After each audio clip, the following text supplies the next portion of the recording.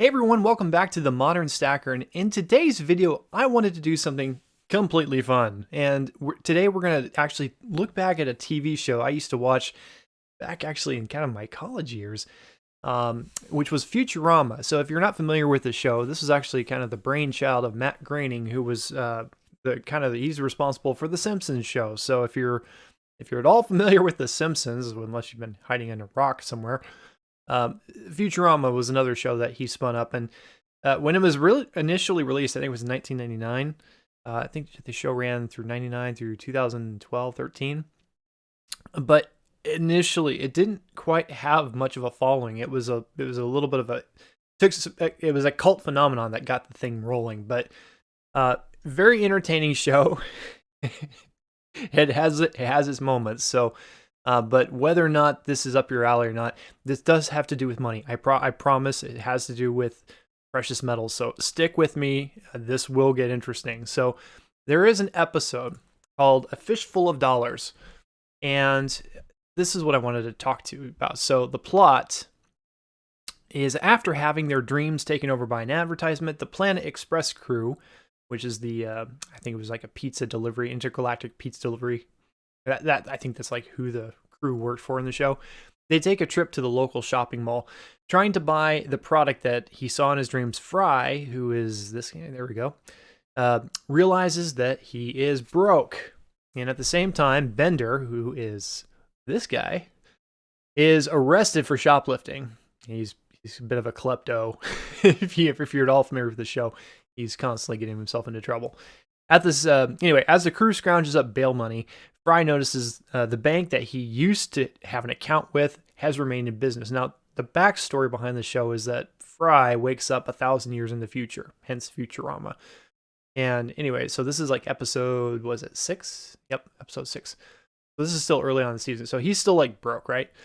Anyway, he has his ATM card, remembers his PIN code, which was the price of a cheese pizza and large soda at Panucci's Pizza back in the day where he used to work. So that in itself is interesting.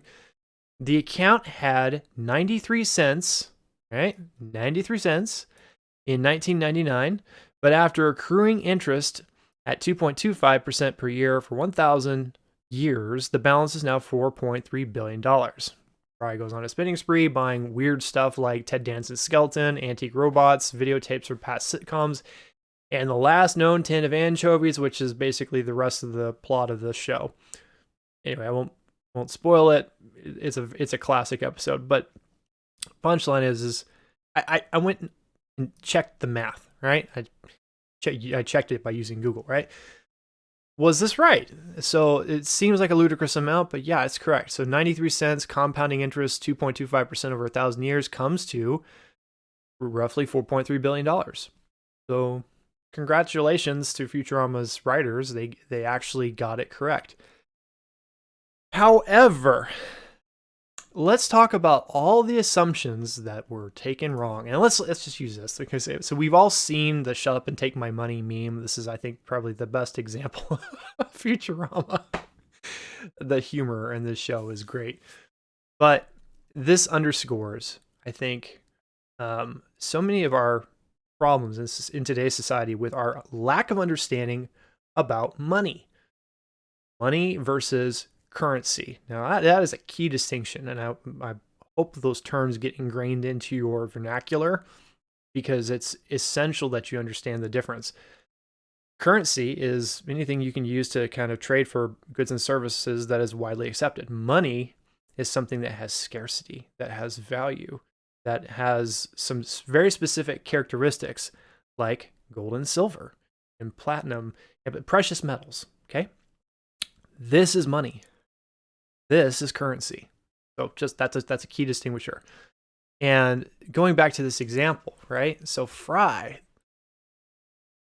had 93 cents in his bank account, okay? Let me highlight this.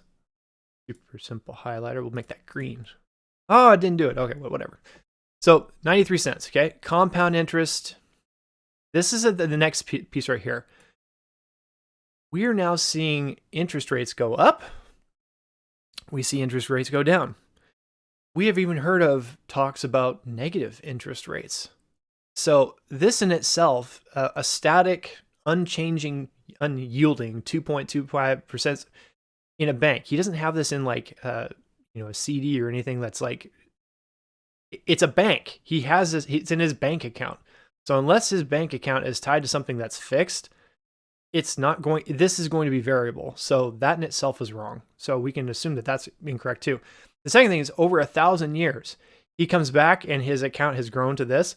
Well, the compounding interest may be what's in his account. Have you ever heard of the Zimbabwe dollar? Well, the Zimbabwe dollar inflated to massive, massive amounts. And then wrong one. Where is it? This one right here.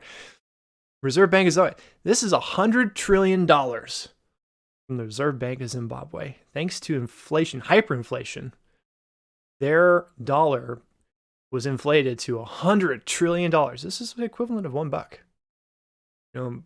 That was effectively what these are. They were printing $100 trillion bills. These are worthless. So when he's saying, shut up and take my money, and again, I think that's the wrong word. It's currency. Shut up and take my currency. He's waving a whole bunch of these worthless pieces of paper. So how much money does Fry have? He has $43 billion in his bank account, which is equivalent to, I would argue, maybe less. And that's the point I wanted to make on this video.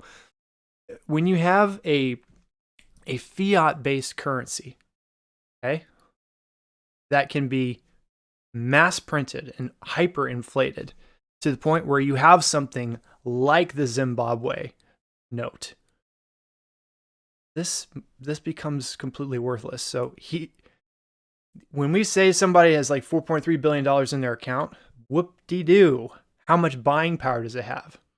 Even Elon Musk would be completely broke if the dollar goes completely belly up and he didn't have his wealth diversified in something other than the US dollar.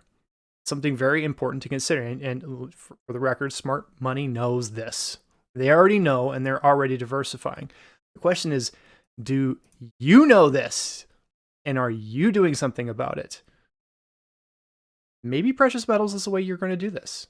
Maybe you have other plans, but my point is that as with this channel, as you know, the modern stacker, the purpose of the modern stacker is to talk about the value of precious metals and also about strategies for taking this currency and turning it into something that is valuable. So, and I know I usually do start like charts and stuff like that. Just a little side note. I don't worry about prices going up and down, because at the end of the day, this is what we're given. This is what we're getting. So use this, get this. This just depends on what you're getting in the day. We can look at charts and look and see how the trends are going. I'll give an update on that later. But punchline is that I don't worry so much about this. This is the interesting part right here.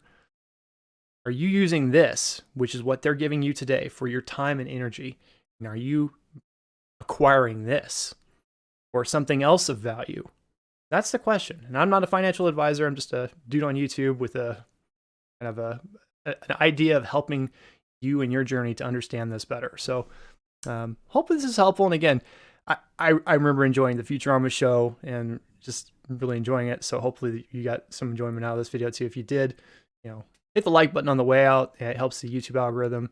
And consider subscribing to this channel because we talk about sound money, precious metals, wealth building, and all that kind of stuff here on this channel. It's a fun topic. It's a good community to be a part of. So definitely join in if you're new.